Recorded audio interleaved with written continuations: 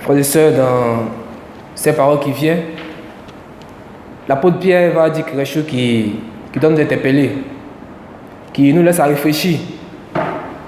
Et il va dire ceci: ce Jésus qui est mort est ressuscité. Dieu l'a ressuscité. Et nous en sommes témoins, mes frères. Et je me suis demandé, est-ce que dans nos foi intérieure, on peut dire concrètement que ce Jésus est ressuscité? Est-ce que de façon immédiate, on peut dire que ce Jésus est ressuscité, mes frères? Et cette question nous laisse à réfléchir.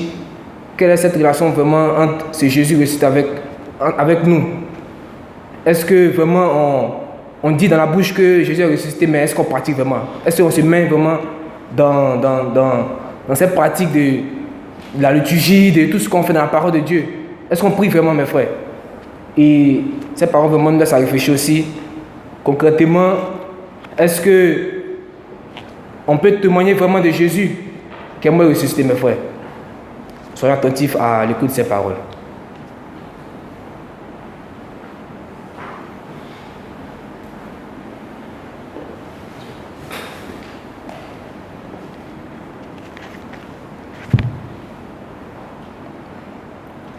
Lecture du livre des Actes des Apôtres. Le jour de la Pentecôte, Pierre, debout avec les 11 autres apôtres, prit la parole. Il dit d'une voix forte: habitants de la Judée, et vous tous qui séjournez à Jérusalem, comprenez ce qui se passe aujourd'hui. Écoutez bien ce que je vais vous dire. Il s'agit de Jésus le Nazaréen, cet homme dont Dieu avait fait connaître la mission en accomplissant par lui des miracles, des prodiges et des signes au milieu de vous, comme vous le savez bien. Cet homme, livré selon le plan et la volonté de Dieu, vous l'avez fait mourir en le faisant clouer à la croix par la main des païens. Or, Dieu l'a ressuscité en mettant fin aux douleurs de la mort, car il n'était pas possible qu'elle le retienne en son pouvoir. En effet, c'est de lui que parle le psaume de David. Je regardais le Seigneur sans relâche. S'il est à mon côté, je ne tombe pas. Oui, mon cœur est dans l'allégresse. Ma langue chante de joie. Ma chair elle-même reposera dans l'espérance. Tu ne peux pas m'abandonner à la mort, ni laisser ton fidèle connaître la corruption. Tu m'as montré le chemin de la vie. Tu me rempliras d'allégresse par ta présence.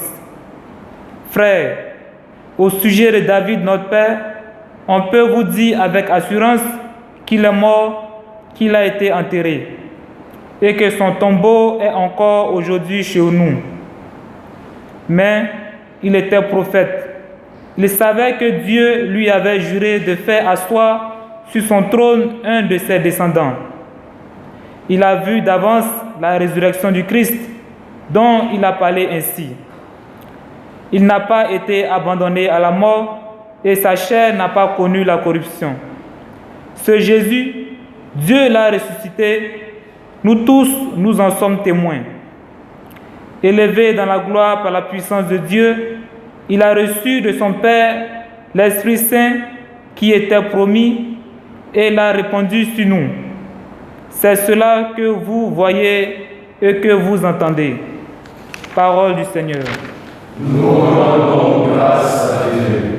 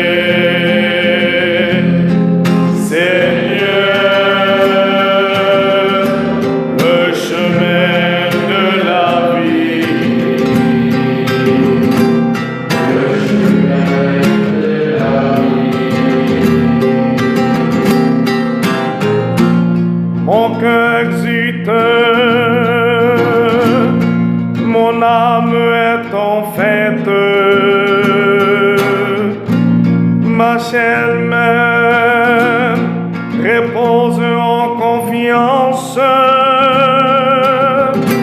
Tu ne peux m'abandonner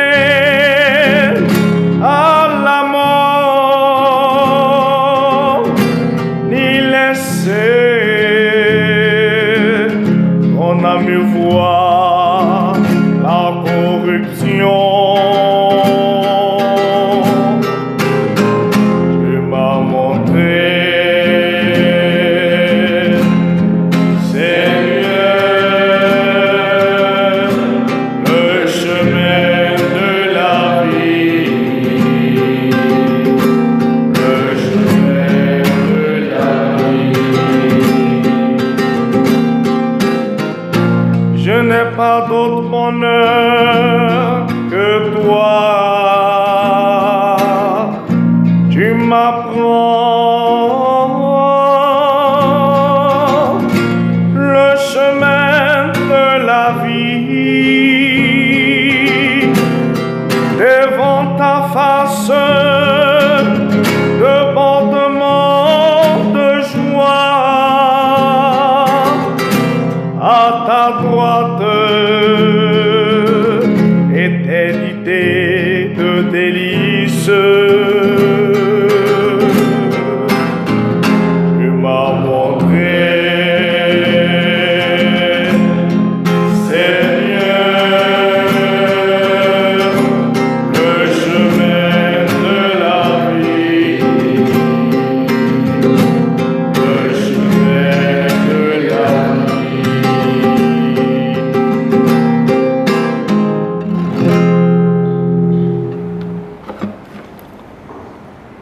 Alors mes frères, soyons dans la joie parce que le Seigneur nous a montré le chemin de la vie. Et dans cette deuxième parole,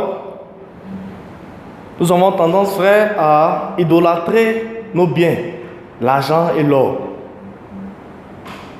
Et je dis, vanité, c'est vanité, parce que ça n'a pas de sens.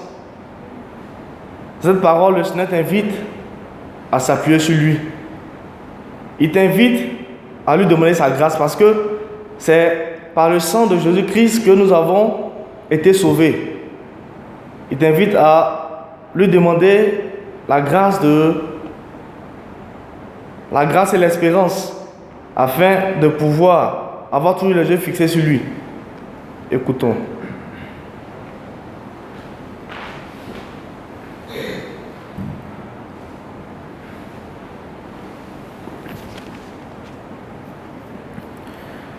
Lecture de la première lettre de Saint Pierre apôtre. Frères, vous invoquez comme votre Père celui qui ne fait pas de différence entre les hommes, mais qui les juge chacun d'après ses actes. Vivez donc pendant votre séjour sur terre dans la crainte de Dieu. Vous le savez, ce qui vous a libéré de la vie sans but que vous meniez à la suite de vos pères, ce n'est pas l'or et l'argent, car ils seront détruits. C'est le sang précieux du Christ, l'agneau sans défaut et sans tache.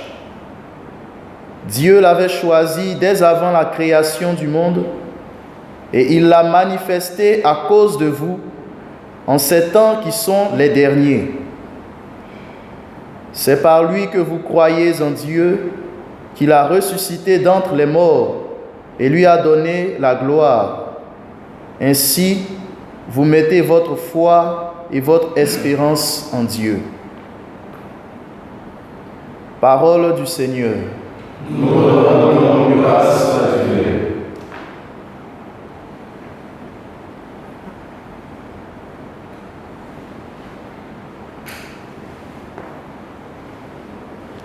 Bien frères,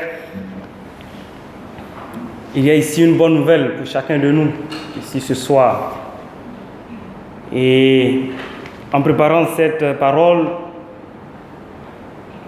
la parole m'a fait penser à Philippe et l'eunuque qui n'arrivait pas à comprendre ce qu'il lisait. Et vraiment cela m'a frappé. de savoir pourquoi est-ce que cet homme-là n'arrivait pas à comprendre la parole. Et il a fallu quelqu'un pour lui expliquer, vraiment frère, c'est le sens de ce que nous sommes en train de faire ici. Et justement, on a besoin de Jésus dans notre vie pour nous expliquer certaines choses. Et aussi, on a besoin de personnes adéquates pour nous expliquer la bonne nouvelle. Mais aujourd'hui, le Seigneur lui-même, il vient à toi. Il vient t'expliquer vraiment ce qu'est le mystère, la mort et la résurrection de Christ. Et vraiment, c'est important pour toi et pour moi d'écouter cette parole. Parce que beaucoup de fois, nous sommes distraits. Peut-être qu'on est habitué aux paroles. Donc, il peut arriver que toi et moi, on ait les oreilles sourdes. Ici, le Seigneur t'invite vraiment à écouter.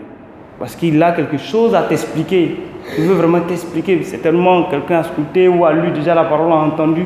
Mais il y a ici une chose nouvelle pour toi. Je vous demande de vous mettre debout pour acclamer l'Évangile.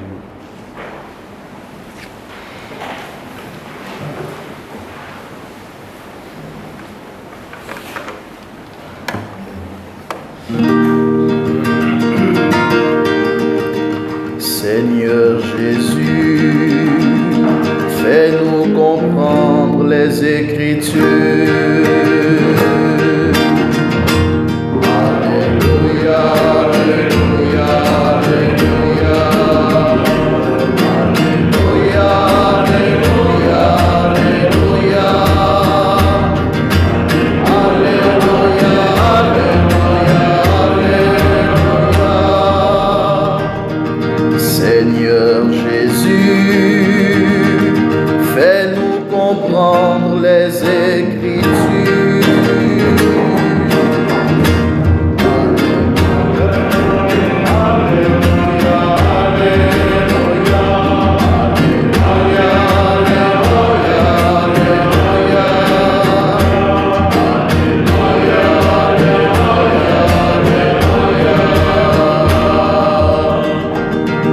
Que notre cœur devienne brûlant, tandis que tu nous parles.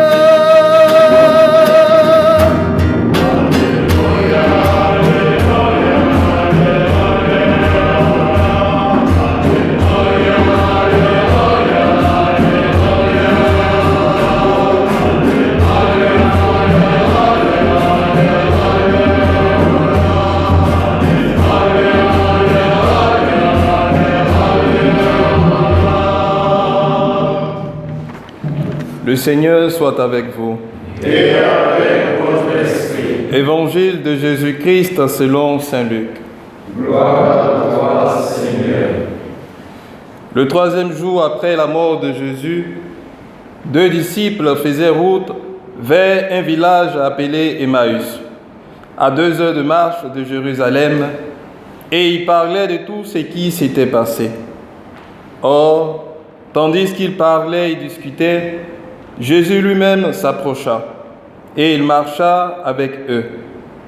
Mais leurs yeux étaient aveuglés, et ils ne le reconnaissaient pas. Jésus leur dit: « De quoi causiez-vous donc tout en marchant ?» Alors ils s'arrêtaient tout tristes.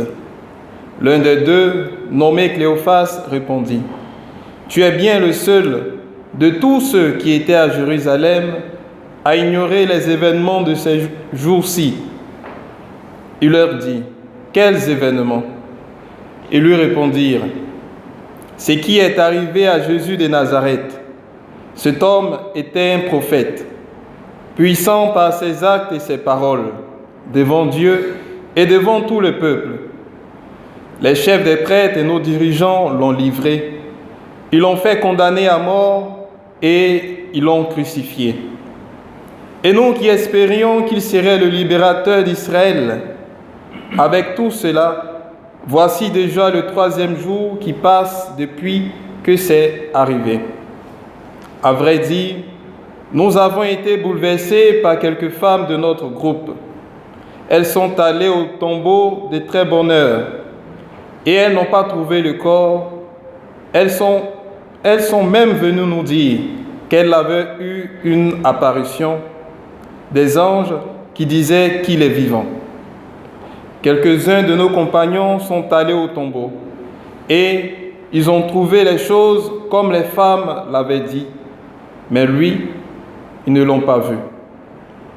Il leur dit alors: vous n'avez donc pas compris? Comme votre cœur est lent à croire tout ce qu'ont dit les prophètes. Ne fallait-il pas que le Messie souffrit tout cela pour entrer dans sa gloire?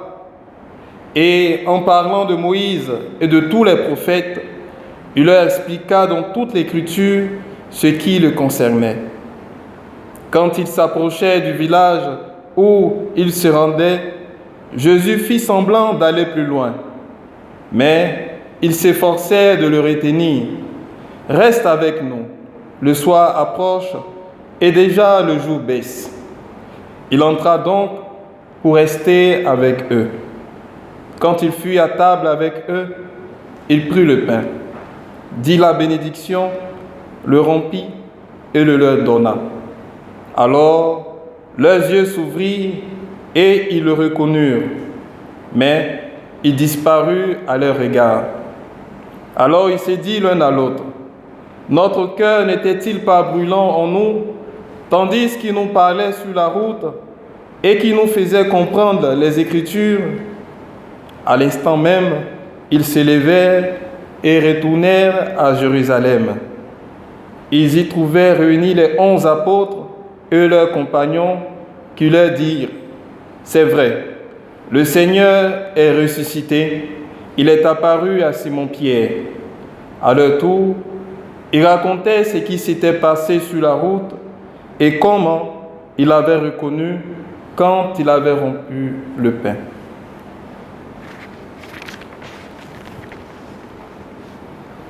Acclamons la parole de Dieu. Louange à toi, Seigneur Jésus.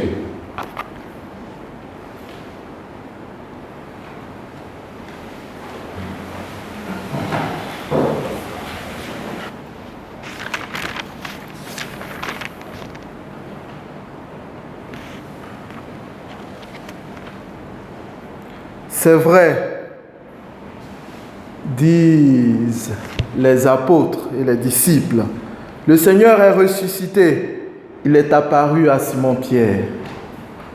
Et c'est avec, je dirais, cette parole qui, pour ceux qui l'entendent, les propulse dans une certaine joie que j'aimerais commencer mon exhortation de ce soir.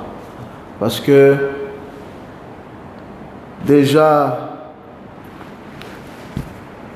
au début de l'évangile, le Christ apparaît à ses disciples d'Emmaüs et il leur pose une question. De quoi causez-vous donc tout en marchant? Et à eux de répondre. Alors ils s'arrêtent tout tristes et ils commencent maintenant à expliquer leur tristesse, leur détresse, leurs illusions. Pour eux, c'est une illusion qu'ils se sont faites. Et je le disais tout à l'heure, aujourd'hui, c'est le 3e dimanche de Pâques. Un certain temps est passé. Nous avions eu la joie de Pâques. On était vraiment dans une très grande joie. Et on espérait beaucoup. On espérait beaucoup. Pour certains, ils se disaient, cette Pâques-là, j'attends beaucoup de cette Pâques. Peut-être certaines personnes étaient déjà dans une certaine prison face à la colère, dans une prison face aux différentes angoisses de la vie. Et ils se disaient quoi? Rentrer dans cette Pâques leur donnera la possibilité d'être libérés. Cette résurrection que le Seigneur apporte au monde, ils vont l'expérimenter dans leur vie. Et jusqu'à là, peut-être, cette espérance-là, ils ne sont pas encore arrivés à leur fin. Ils se disent, mais apparemment la Pâque est en train de passer. Et j'espérais quelque chose sortir de mes vices, mais je me rends compte que je suis encore dans cette situation de mort. Et c'est là, le Seigneur, lui, il vient petit à petit à travers ces différentes lectures. Déjà dans la deuxième lecture, Saint Pierre parle. Et il s'adresse à qui? Il s'adresse à des novices. À des novices. À des personnes qui viennent à peine de voir, de connaître la foi. Et il leur donne une conviction. Et il leur dit, frères, vous invoquez comme votre Père, celui qui ne fait pas de différence entre les hommes, qui juge chacun d'après ses actes. Et c'est en fonction de ce à quoi vous avez cru, c'est en fonction de cela que vous devez dorénavant vivre. Ce sont des paroles de réconfort. Il les encourage et il leur fait comprendre que le Christ est aussi puissant qu'il le dit. Peut-être aujourd'hui, tu ne l'as pas encore vu. Mais, il te demande de rester dans l'espérance. C'est pourquoi la Colette disait, la joie, mais aussi l'espérance du Christ ressuscité. Il continue en disant, c'est par lui que vous croyez en Dieu, qu'il a ressuscité d'entre les morts et lui a donné la gloire. Ainsi, vous mettez votre foi et votre espérance en Dieu. Le Seigneur aujourd'hui, il nous invite à l'espérance. Parce que nous pouvons être dans une condition, dans une situation où nous sommes en train de perdre la joie pascale, où nous sommes en train de rentrer dans un certain découragement. Nous croyons déjà dans le temps ordinaire. Pas que le temps ordinaire, le Christ n'agit pas. Mais nous sommes déjà en train d'oublier que le Christ est ressuscité. C'est pourquoi dans la première lecture, Saint Pierre, il vient avec force. Et il parle à des personnes qui étaient là, qui étaient dans leurs activités. Et il se met à une certaine hauteur et il commence à leur dire ce que le Seigneur a fait dans sa vie. Il commence à prêcher le nom puissant du Christ pour dire que vraiment, comme l'évangile le disait, vraiment le Christ est ressuscité. Et pour ceux qui veulent voir le Christ apparaître dans leur vie, il les invite, on le voit aussi dans Saint Jean, Saint Luc, mais aussi Saint Jean. Quand le Christ apparaît, les disciples ne le reconnaissent pas. Mais ils commencent à le reconnaître à travers soit une parole ou un signe. C'est ça, l'Esprit en nous attire notre attention sur la présence du Christ auprès de nous, dans nos activités. Et cette parole de l'Évangile vient dans notre réalité précise. Pourquoi? Parce que ces disciples-là, d'Emmaüs, ils étaient en train d'expliquer leur désarroi. Et face à cela, le Seigneur attire leur attention pour dire que vous n'avez pas l'esprit actif. Parce que le Seigneur, il est là, il agit. Mais pourquoi vous n'arrivez pas à le voir? Parce que moi, quand j'étais en train de proclamer, j'étais en train de lire ces paroles, je me suis posé la question, mais pourquoi? Qu'est-ce qui constituait pour ces disciples ce voile? Quel était le problème? Et ici, le Seigneur, à travers cet évangile, il vient et il dit, vous n'avez pas compris, comme votre cœur est lent à croire tout ce qu'ont dit les prophètes. Et je me suis rendu compte qu'au fait, le véritable problème, c'est là. Parce que je ne crois pas. En réalité, je suis un peu trop extérieur. Trop extérieur. Et je pense que ce confinement nous donne l'occasion de pouvoir nous asseoir et de pouvoir prendre conscience de la réalité dans laquelle nous nous trouvons. Cette réalité, c'est que nous sommes faibles. Mais ne pas nous apitoyer sur notre sort du fait que nous sommes faibles, nous sommes pécheurs, ça c'est un fait. Mais le Seigneur vient et veut nous donner la capacité de pouvoir aller évangéliser. Et une parole encore a attiré mon attention qui est Reste avec nous. Le soir approche et déjà le jour baisse. Reste avec nous. Aujourd'hui, le Seigneur nous invite à nous de pouvoir l'accueillir. De pouvoir l'accueillir véritablement.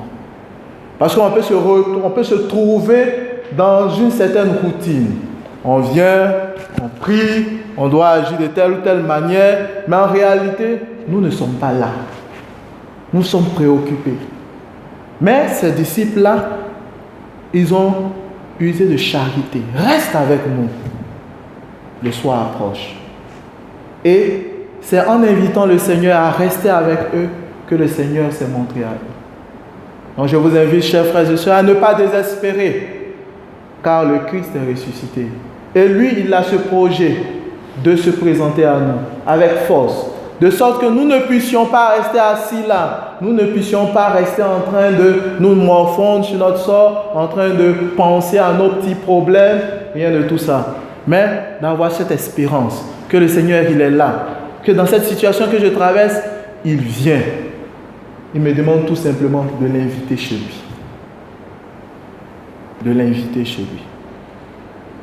Et donc, en ce 3e dimanche, je vous invite, avec l'Église, à pouvoir rayonner de joie.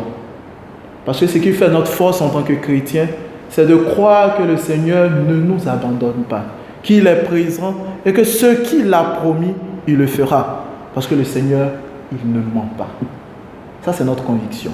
C'est lui le Seigneur. Et le psaume responsorial attire notre attention encore une fois et il le dit avec force. Tu m'as montré, Seigneur, le chemin de la vie. Je bénis le Seigneur qui me conseille. Pour nous faire prendre conscience de la réalité de sa présence auprès de nous. Ne nous décourageons pas. Ce n'est pas le moment de rester à regarder notre nombril.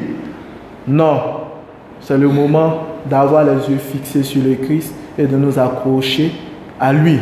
Parce que ce qu'il a promis, il le fera pour nous surtout.